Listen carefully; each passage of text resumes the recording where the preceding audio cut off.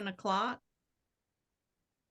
Thank you, Peter, for turning on the recording, and welcome everyone to the Wednesday night Oasis at the Oakland Center for Spiritual Living. We are glad that you have joined us this evening. My name is Reverend Sally Bartholomew, and I will be your host this evening. Welcome, welcome, welcome. Wednesday night Oasis. What is it? Well, it is a place where we come together as a community to be spiritually refreshed, uplifted, and fed between Sundays. We build upon the theme of the previous Sunday, sharing in what we call a satsang style that is informal, it's intimate, it's interactive, and it's divinely inspired.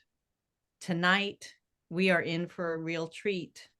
Our annual theme this year, 2024, for the Centers for Spiritual Living is a grand rising.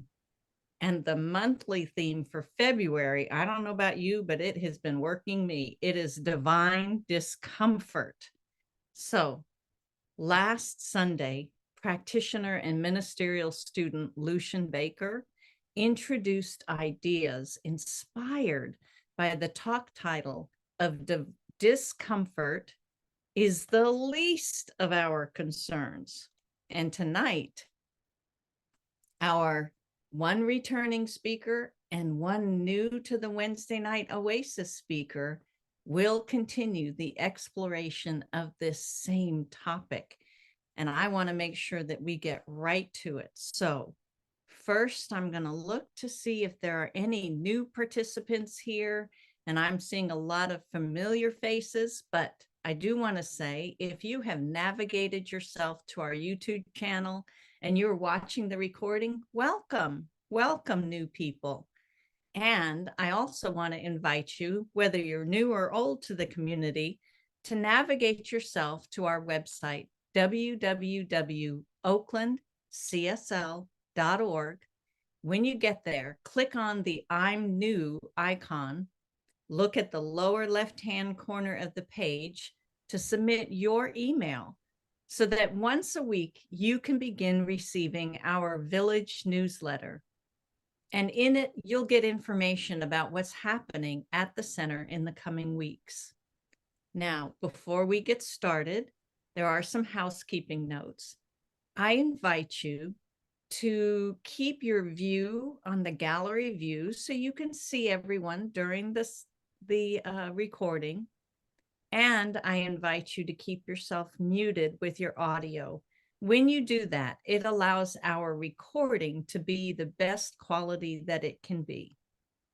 And I also invite you to stay tuned all the way to the end of the service to receive special and important announcements. All right, the time is now to introduce our speakers. Tonight we have our own Reverend Dr. Sunshine Michelle Coleman. She is here and she will be having a conversation with one of my favorite practitioners. You might already know her. She is Bonnie Allen. She's a practitioner emeritus. And I'm going to tell you a little bit more about her based on my notes here. She is currently serving through the God at Play Virtual Teaching Center, or chapter, I think it's called. And so she does that virtually. She's a retired teacher from the Oakland Unified School District. She is an artist as well as a teacher of art and has been for many years. We are bringing her to our audience this evening, in particular, for a very important reason. We are celebrating Black History here at the Oakland Center this month. And practitioner Bonnie Allen comes from and is part of a biracial family. So it's important for us to recognize this. And her thought, and our thought as well, is that Black history is American history and it is world history. So we're here this evening to share part of that. All right. I think that's all I have for the introduction. And as we do with every event at the Oakland Center, we begin with prayer. Reverend Sunshine, will you be giving us the prayer this evening? Absolutely, I sure will. Thank you so much, Rev Sally, and for all the team and participants. And hey, everybody, happy Wednesday and Grand Rising. That's our theme for this year. And I'm excited and delighted to pray us in and go into that space that is always there, should we choose to acknowledge it. Let us go within, beloveds, by acknowledging our breath. There's nothing we need to do but allow it to come in and out of our bodies. It is the breath of life. It is the breath of eternal life that sustains us not only in this earthly body, this one breath, this one life, this one love, this one peace, this one harmony is the divine connector of all life everywhere, on all planes, all dimensions, all spaces, of the animate, the inanimate, and of every single thing that is. This divine essence in creation is filled and teeming with all of the creativity and joy and love and peace and happiness and all of the divine qualities that ever were and ever shall be. And it is infused in each and every one of us this evening here at the Oakland Center for Spiritual Living at our Wednesday Oasis service, where we come together heart to heart in harmony, in love, and in worship of the Most High, this divine presence within each of us and within our community. And so as we come together this night with the intention to live life fully and to live in grace and peace and love, we do so together in this way. And I bless this service, knowing that it flows in divine order, divine harmony, divine synchronicity, that what needs to be said and heard is done so to activate more livingness in our consciousness, for us all to expand and to grow into more of life that we can give back through this divine circulation and reciprocity. We give it, we receive it, we give it, we receive it, and it spreads. This is how we heal and we grow in love.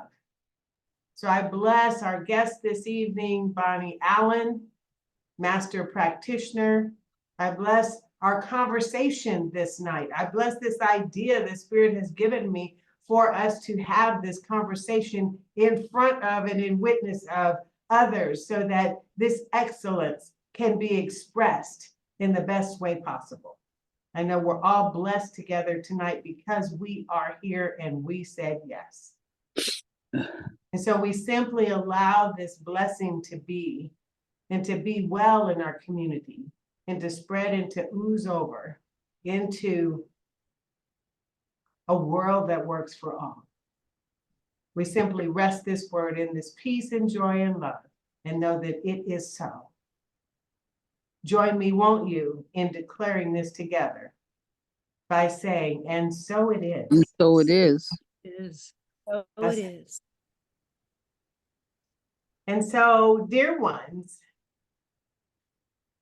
welcome to this beautiful conversation that my practitioner of over plus 15 years and I, emeritus practitioner, I call her a master practitioner. She has high, big consciousness. I'm surprised her brain stays together because it just, oozes out into greatness. And so Bonnie Allen is with us today, and she used to be here as a practitioner at First Church of Religious Science of Oakland, and before she moved on into other service areas. And Spirit dropped it in, as Reverend Sally mentioned, that as I was curating the February Black History Month speakers, I was thinking, literally, I'm going to be honest, I was thinking I would like, not that all speakers in Black History Month have to be Black, but I wanted to honor that, so I had Black speakers. I said, I want a white speaker. I really do. I want someone who knows about the Black experience and has been a part of it. And Bonnie came straight to mind because I know for a couple of reasons. Let me just tell you, and then I'm going to bring her into this conversation, but I'm giving this context. I know Bonnie has biracial children and grandchildren. And great grandchildren. Right. Let me not forget that.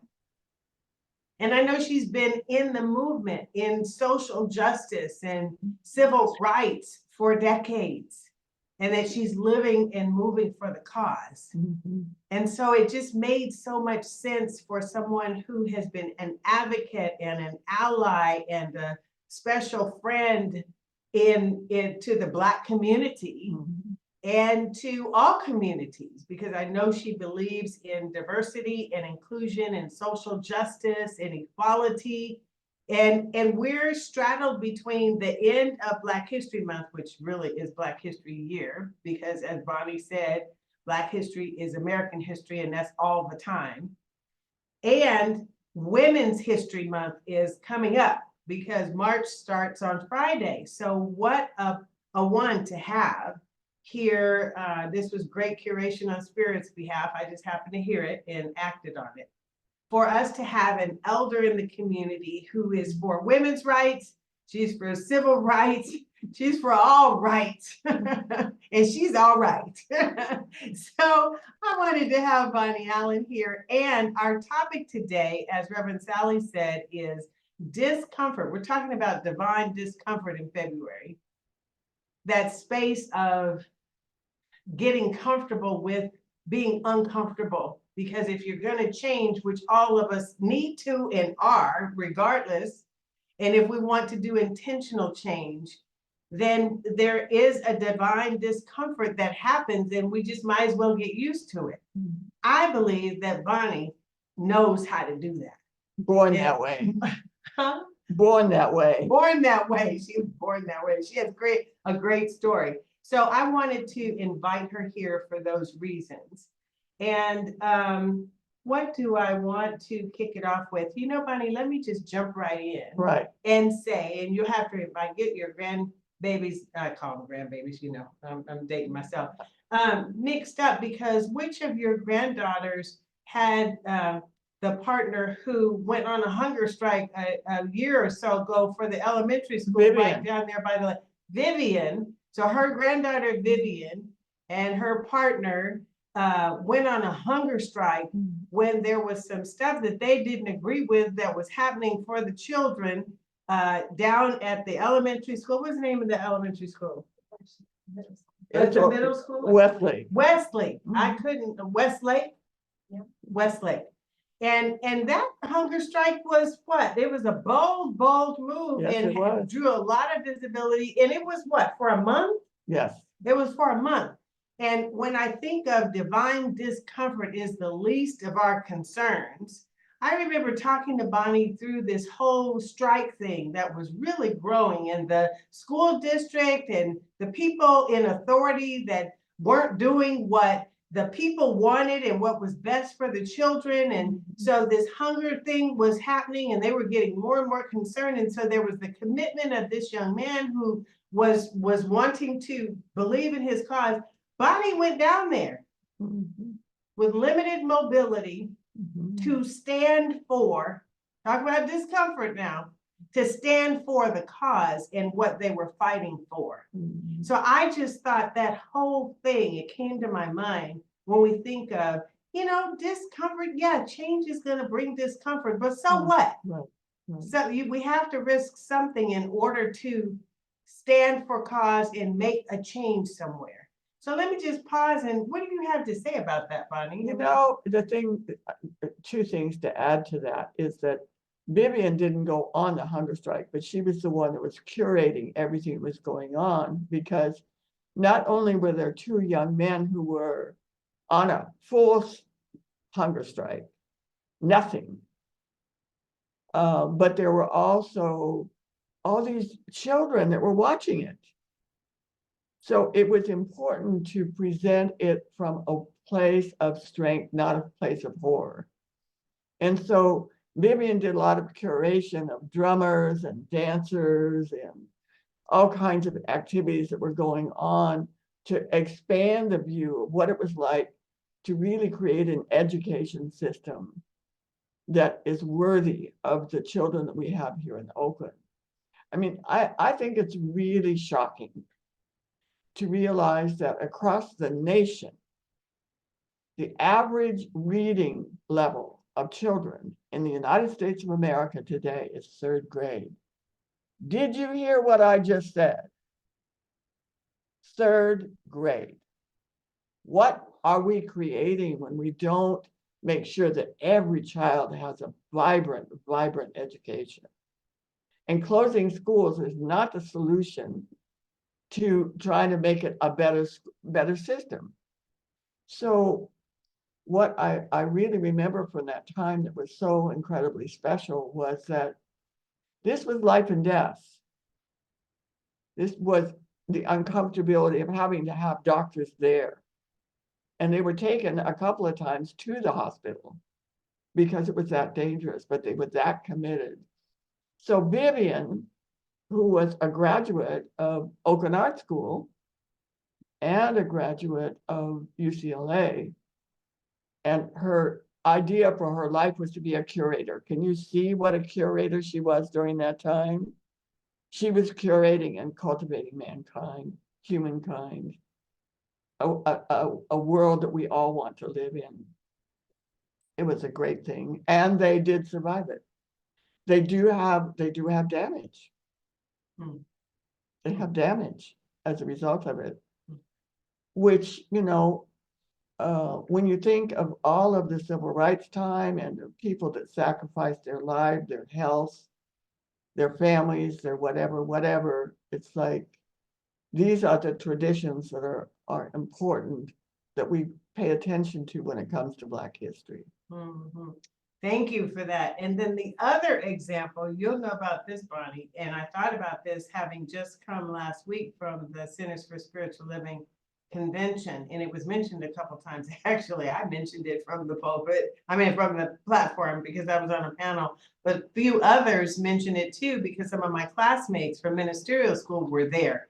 And when I was in ministerial school, just a few short 11 years ago, and I was pretty appalled at it, and many of us were. We had this whole letter writing effort that was going on at our campus at the time, because we were disgruntled with some what we felt was racism that was happening within our movement. And I, in particular, I can speak for myself, and we were as well, were concerned that the convention that I just returned from, that's now celebrating Black history publicly, that had a lot of people of color and Black people in particular and other identities on stage as keynotes. Listen to this. There was not one of those on the keynote address 11, 12 years ago for the same convention. And then when we kind of ruffled, kind of raised some noise about that, where did they put some present representation? In the music. Where what? Music and sports are typically where you will find Black people in particular. Right. So it was almost like a slap in the face. At the same time, let me say that in the Science of Mind magazine, there was no indication of any people of color in any of the columns. So you could look through the magazine and not find any images of people of color in particular. And the reason I point that out is because if you're LGBTQ, sometimes you might know, people might know, sometimes you might not. There are some identities and intersectionalities that are, if you don't speak them, you don't know them. Right. But when it comes to race and ethnicity, that's not necessarily the case. Not always, but not necessarily. So, this was just a short decade ago, right, that we were having to create some discomfort. And I was remembering, Bonnie, I personally was nervous about getting involved in saying anything because I thought it would interrupt my ministerial school pursuits. Right. So I had to get over my sense of discomfort and find some faith and some trust in spirit to know that it would be okay. Right. And what happened? I mean, now we have some movement in that area. So I want to pose to you, what has happened in your life that you've just one or two things, because I know there's probably many, relative to movements or discomfort or change that you have been involved in that you want to share tonight. So how long is this program? I was born in discomfort. I was born in a small valley in Utah. It's called Cache Valley. And the reason it was called Cache Valley was because the Shoshone Indians came down from Oregon. And when they got into this valley, which they call Cache Valley, they cached their tools and their supplies. They went all the way down to Yosemite and back up to Oregon. And their purpose was to heal the planet. To heal the planet. That was a real introduction, but my introduction was that every year, the first day of school, my sister and myself and my two brothers were put up before the school and announced as the heathens. And there was a prayer for us that if we would convert to Mormonism, we would be saved. So it was a tremendous pressure all the time. Everything was, you had to be a certain way, and I wasn't. What was wonderful about that uncomfortability is that it made me spit nails. And how did I spit nails? I read the entire Logan City Library. I read every book in the library. I had straight A students, straight A grades. I excelled at everything. It's like, you are not going to put me down like this. You are not going to do that. And so that uncomfortability gave me a spirit of not only an understanding, because one other thing to enter into is that this is a university town, Utah State University. And we were not Mormons, but we were Presbyterians. And at this small church, they had a youth group. And the students that went to Utah State came to this youth group. And there were 2 Black students that were in the athletic department, and they were not even allowed to be in the dorms. They had to sleep, eat, and live in the Coliseum, in the stadium. And getting to know them and getting to know their story and getting to be a part of their story gave me a very strong sense of what injustice means. Now, I have to confess, I graduated on May 27th, and on the 28th, I was on the bus out of there. I left. But true to that kind of an education, that kind of breadth of experience, that led me into all kinds of similar things. So you name any of the civil rights struggle, I was a part of it. I eventually became a part of an interracial marriage, and at that time, we were stopped constantly by the police. We had to end up getting an attorney on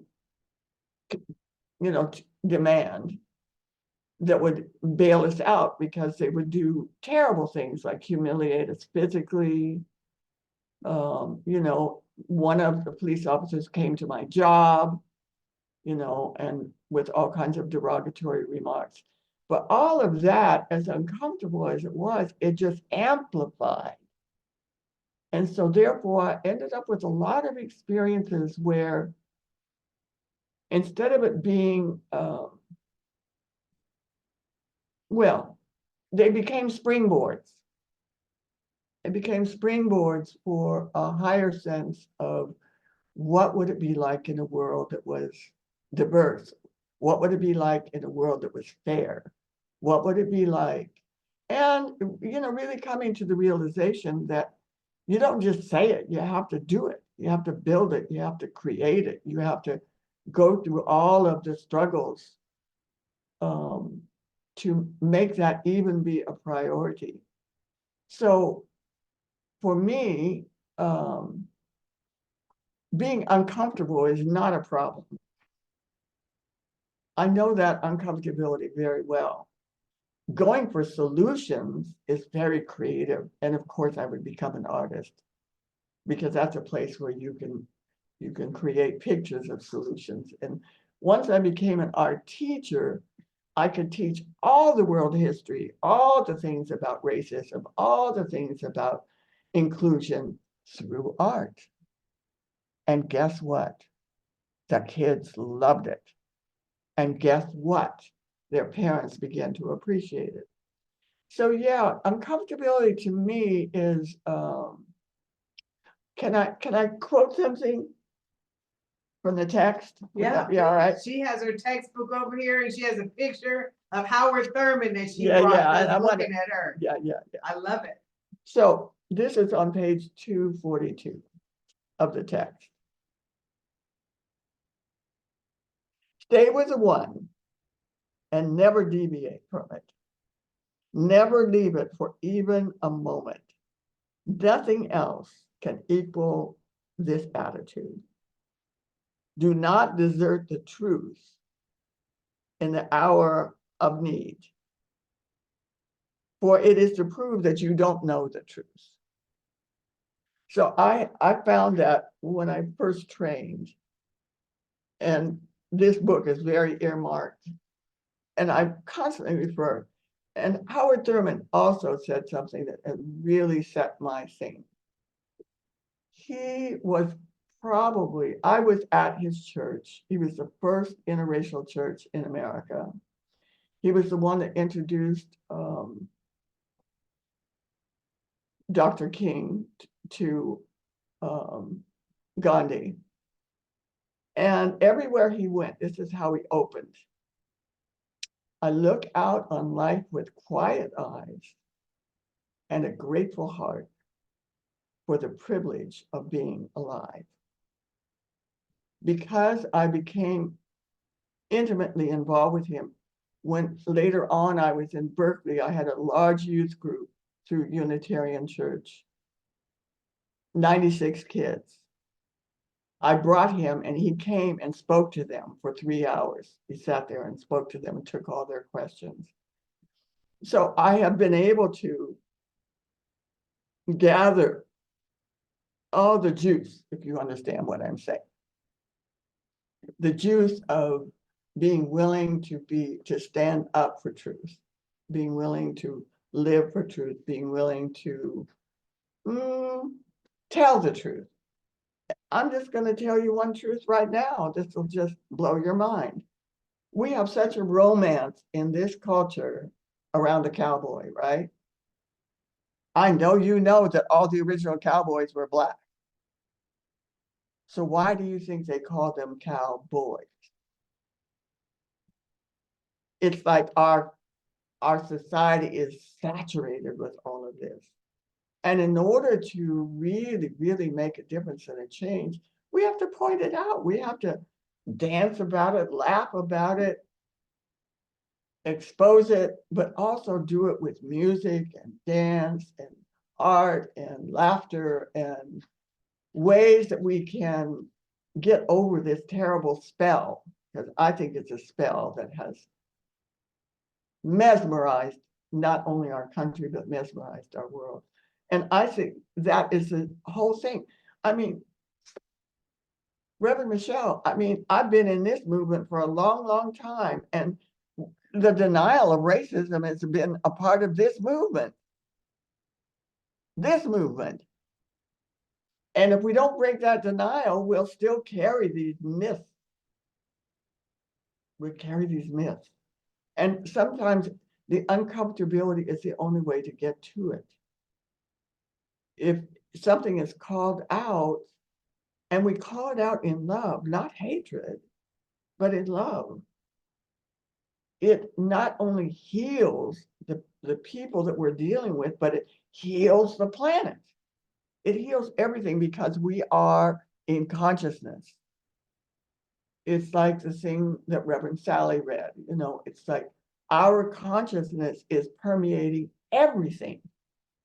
It literally permeates everything. So to walk in this walk is to walk in that knowledge that whatever your thoughts are, they are the thoughts of the universe. Whatever your speech is, it's the speech of the universe. Yay! For sure. Yeah. I love that, Bonnie. You know, listening to you, I think about the conference that's coming up in August that's been advertised. It's only the second time it's happened, and this is called Celebrating Our Soul, and it's held at Unity Village in Kansas City, Missouri.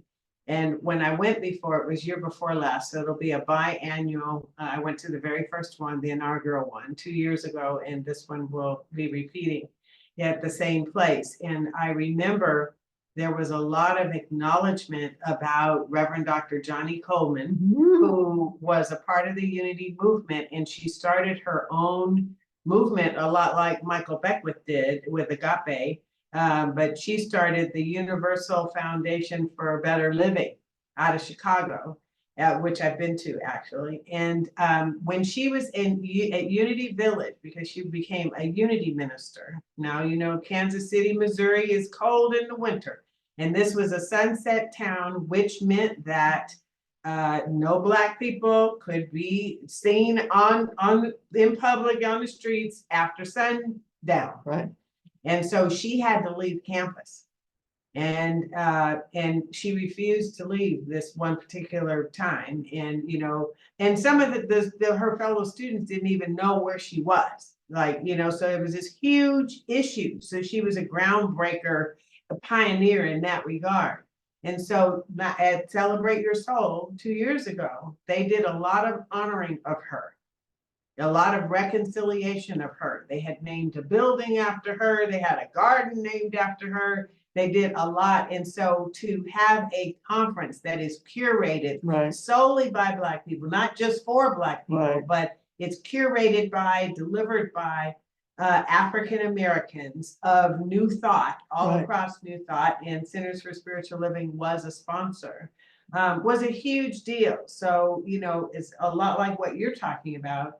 And my example that I gave, we've had those over time. And that's what made last week's conference in Charleston, South Carolina, which was very intentional, of how slavery, you know, what Charleston was an entry point for slaves, that the slave trade, the transatlantic slave trade.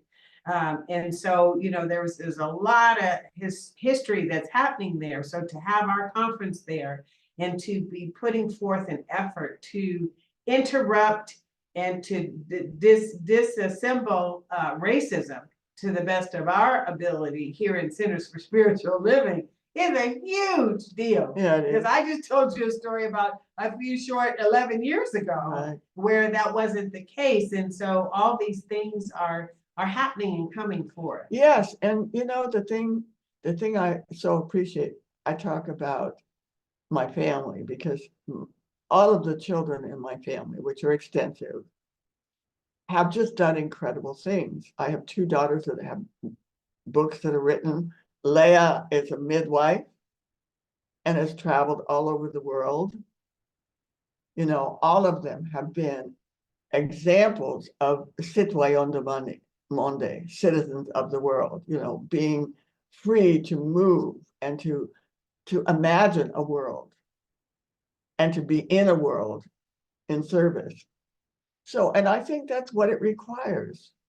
So that can be uncomfortable, or you can see the divinity in it and get used to being divinely uncomfortable.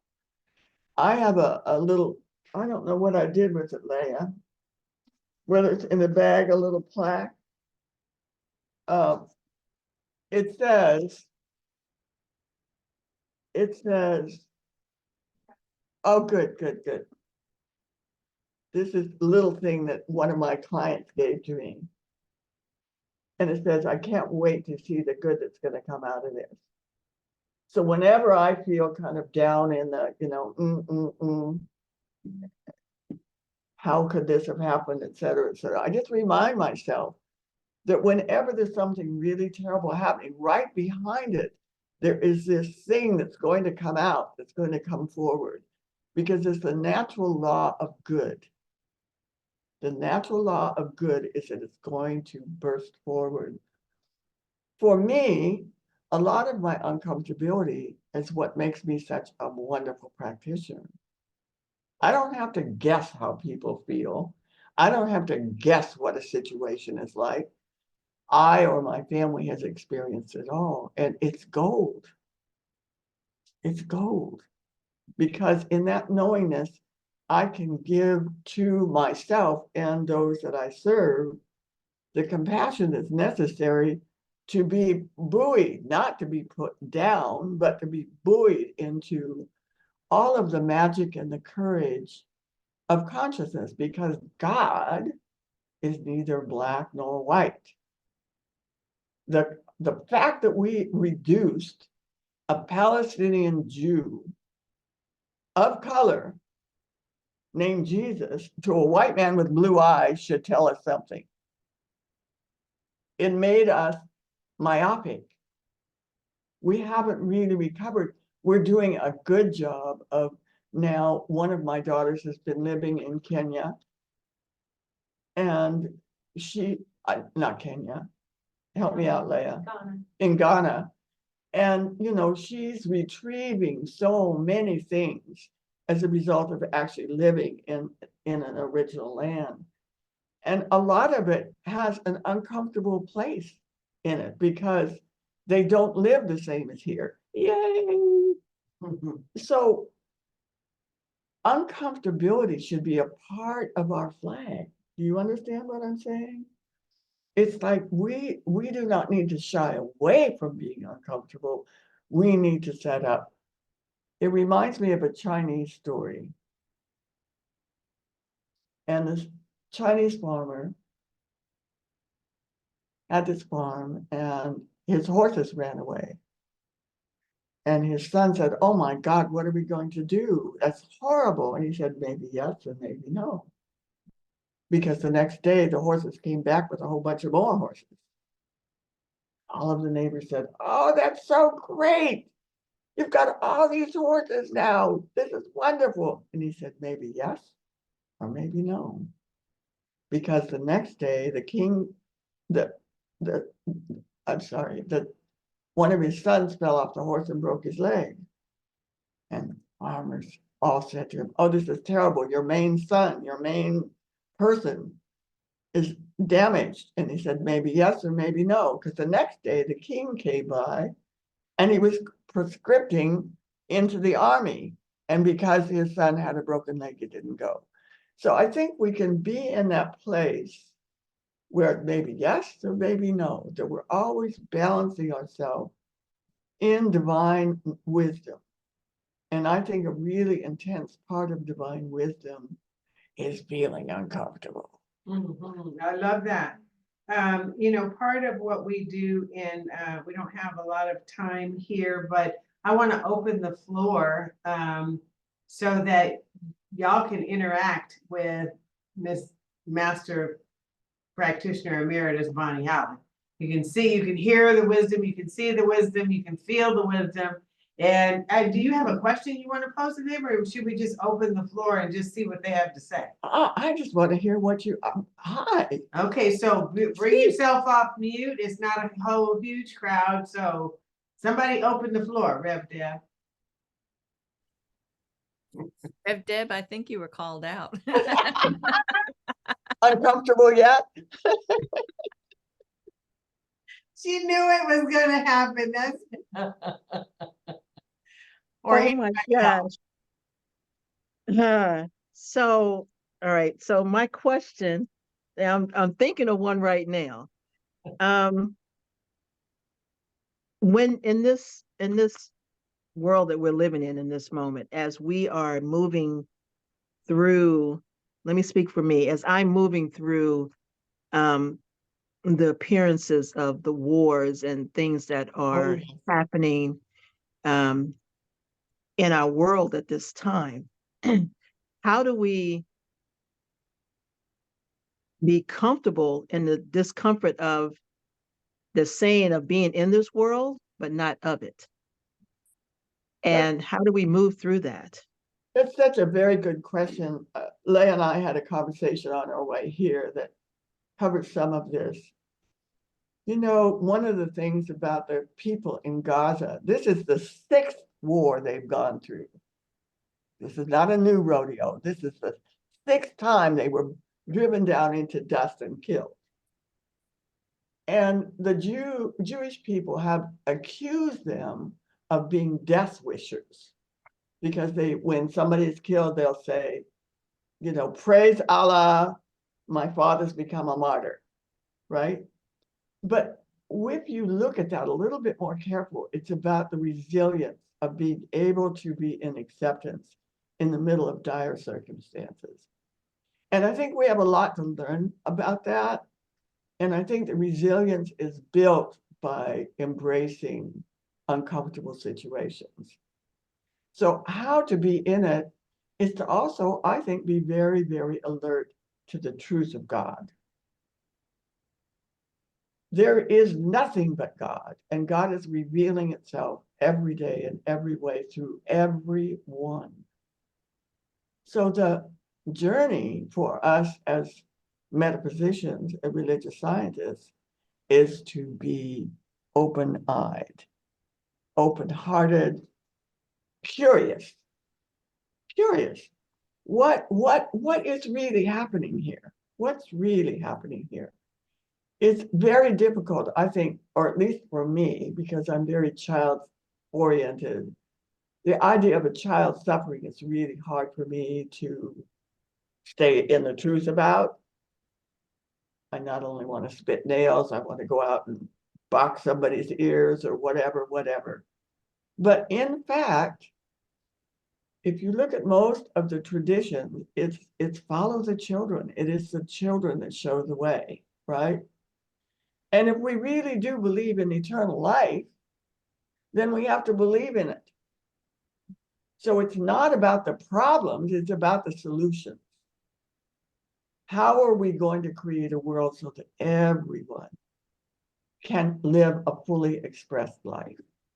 Does that help? Yeah. Thank you so Thank much. you. Judith, you came off, you came on camera. Did you have something you wanted to say? I don't want to put you on the spot. No, I'm just listening. Okay, no worries. Anybody else? Deborah's got her hand up. Go ahead. Yeah, first of all, I want to say it is absolutely wonderful to see you, Bonnie Allen. I have been a follower of you, and I remember when you were here with us at First Church, and then you left, and I also remember when you were down at Reverend Andriette's, and I also know that God at Play, you guys are doing great. I don't have a question. I have a compliment because everything you have said is on point. What I am resonating most is you have planted seeds that are now blooming in religious science. And I give thanks for that. The resilience you have stated is resilience is built by being in uncomfortable circumstances. And I think that is absolutely true. I remember someone saying a long time ago that problems are God's opportunity for us to grow. Yes. And to let go and grow. And I am looking at when I went to this last convention or annual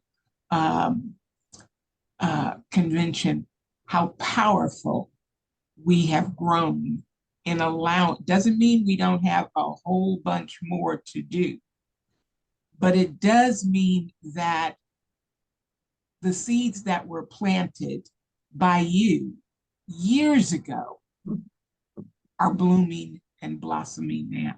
Yeah, I also remember the reason why you decided to leave First Church, and I'm saying it's changing. And I thank you. why do you see me back? And I say thank you because I remember you at all annual meetings questioning the leadership. And we are still questioning the leadership and pushing the level and the bar. And so I compliment you because you've been such a trailblazer in that. Thank you. Complete. Thank you very much. I love that, Deborah. And, you know, it's interesting what you say, because I have noticed how Spirit has brought me back. Not that I've gone away, but, you know, I haven't been as active as I know I could be. And I've been active, more active the last couple of years at a CSL level. And, you know, and I'm engaged with the leadership more. And I see other people being engaged more. And I believe that's for a variety of reasons, but I can tell you that the delegates that voted, I was one, and we had 4 others for OCSL, and there weren't any initiatives on the bylaws or any changes to the organizational design model. However, they were all elected positions, and this was one of the most diverse slates of candidates that I have seen in a long time. And there was multiple candidates for slots where we really had to vote. You know, we had to vote for people, and they just weren't a shoe-in. And many of them, the whole purpose of saying that, were people of color.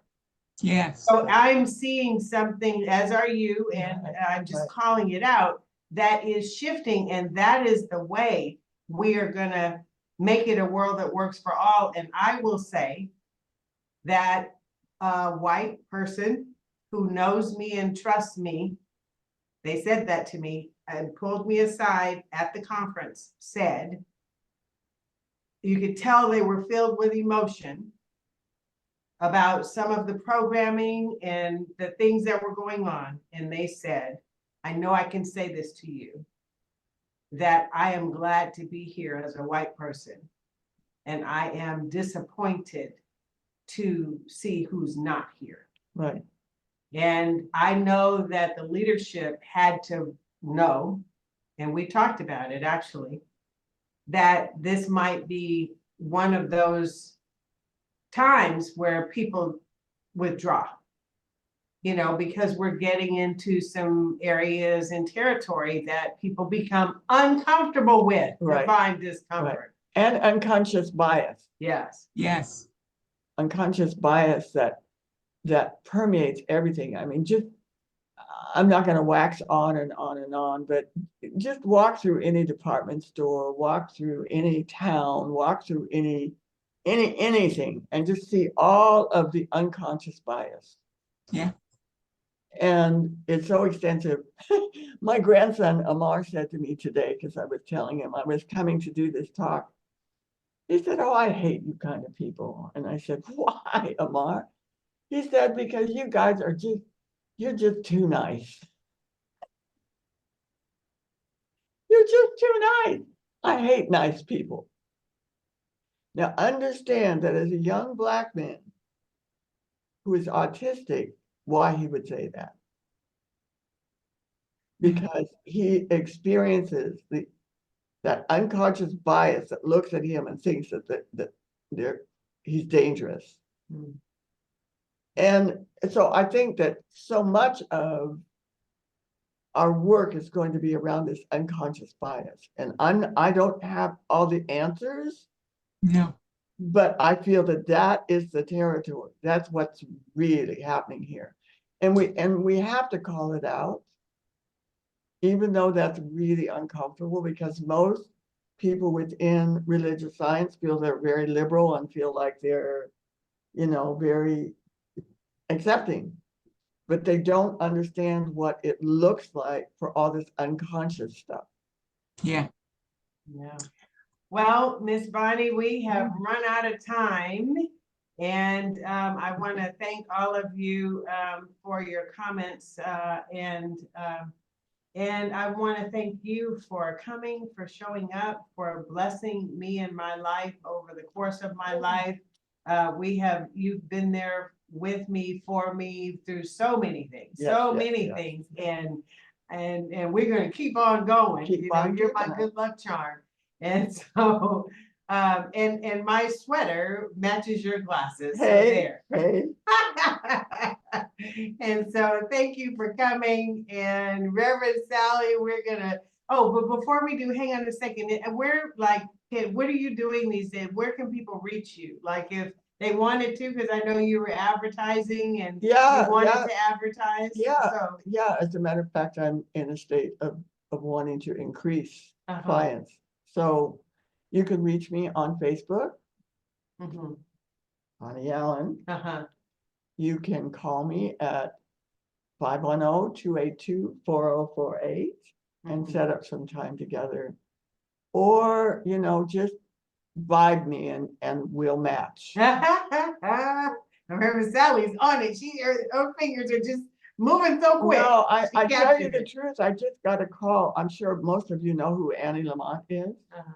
Yeah. And Annie Lamont called me and she said, I'm feeling your vibe. I'm feeling your vibe. So good. Yay. Let's give some snaps and claps to Miss Bonnie Allen. Yay. Yay, yay, yay. Thank you. Thank you so much, Miss Bonnie Allen and Reverend Sunshine. This has been very informative. What a wonderful evening. And I don't know if I mentioned it earlier on, but Bonnie Allen was definitely the reason I stayed with religious science. She was my first religious science teacher, quick start class there at Oakland Center for Spiritual Living. My husband, Dave, even took the class with her, and he speaks highly of her all the time too. So thank you. Thank you so much, Bonnie. You're so welcome. And isn't that an amazing class? Yes, It's love amazing. It's class. absolutely a gem. It covers everything in this little class. Yep. Yeah, I think it was 3 classes, right? 3 Sundays that we did it or something. Yeah, because it was for fabulous. membership. It was for membership. Yep. Right. Yep. So thank you. Thank you so much. All right, everyone. We do have some announcements this evening, and Peter will get our PowerPoint slide up there for us. Thank you, Peter. All right. So this coming Sunday is March 3rd already. And as Reverend Sunshine said, we are going into a new month and a new theme. And she will be speaking on It's a Brand New Baby Day. Our meditation starts at 10 a.m. and the service starts at 10:30 a.m. in the sanctuary. And on Wednesday, next Wednesday, March 6th, at our midweek oasis, come join Reverend, yes, I did say Reverend, Elena Hutchinson for a deeper conversation on the topic, It's a Brand New Baby Day. Meditation begins at 6:30 p.m. and the service begins at 7 p.m. on Zoom. And you can go to Oakland, www.oaklandcsl.org, and you click on the services link to find the Zoom link. We invite you to join our 2024 daily community spiritual practice using the Abundance Book, A 40-Day Prosperity Plan by John Randolph Price. This is, I think, our second time through the 40 days. We're going to continue it for the year. Today, we're on the 19th day, which is the 9th affirmation. We actually used it in the meditation this evening. We invite you to follow along daily in order that the affirmations appear. We also have a 1-hour discussion group on the 40-day prosperity program, and that will resume on Wednesday. It resumed today, Wednesday, February 28th, and it's at 3 p.m. for an hour on Zoom. We have a conversation about the Abundance Book and how abundance is showing up in our lives as we've been using this book. So this month's nonprofit partner is 100K trees for humanity. They are a Black-led urban reforestation tree planting organization. Their purpose is to help organize cities and communities to plant trees for climate and public health. They are planting 100,000 urban trees, or one new tree per resident. This is Black History Month, and it is our annual celebration of achievements of African Americans, and it's a time for recognizing their central role in U.S. history, as we've done this evening. Since 1976, every U.S. president has officially designated the month of February as Black History Month. We're also celebrating right now the Season for Nonviolence. It goes from January 30th through April 4th. For these 64 days, we're commemorating the anniversaries of the deaths of Mahatma Gandhi and Martin Luther King Jr. So please contact Linda Wyman at bookstore@oaklandcsl.org, or you can sign up on the front table to receive daily affirmations during this period. And I've been reading them every day, and they really are insightful. So we will celebrate National Women's History Month in March, which is right around the corner, recognizing the contributions of women to events in history and contemporary society. It is celebrated during March, corresponding with International Women's Day on March 8th. The next session of the Women's Spiritual Empowerment Group is on March 3rd. That's this coming Sunday at 12:30 p.m.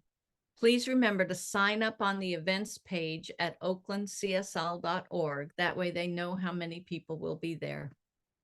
In honor of Black History Month and Valentine's Day, the bookstore is giving a 30% discount on all social justice books and all books with love and/or hearts on the cover. Now, this is very important. I invite you to save the date. This year's annual meeting will be on Sunday, April 7th from 1 to 3 p.m. So that's after service. All are encouraged to attend, and there will be food after service available. The nominating committee is looking to fill 3 open positions to serve on the Board of Trustees. And I can tell you that I'm serving on the board right now, and it is a great opportunity to serve our spiritual community through fiscal stewardship and oversight as a trustee. The basic requirements are active, loyal, and supporting members and 2 years of Science of Mind coursework. For more information, please visit the nominating table in the foyer of the Education Building on a Sunday, and an email was sent previously with the application to apply. And if you want to find it, again, navigate yourself to our website, www.oaklandcsl.org, select events, and then click on the Save the Date image. The deadline for submitting your interest in serving as a board member is Monday, March 4th. We launched our online community engagement survey on Friday, so look in your email. The focus of the survey is to gather information to better serve the community. The deadline for submission of this survey is March 8th. Please navigate yourself to that survey and complete the survey.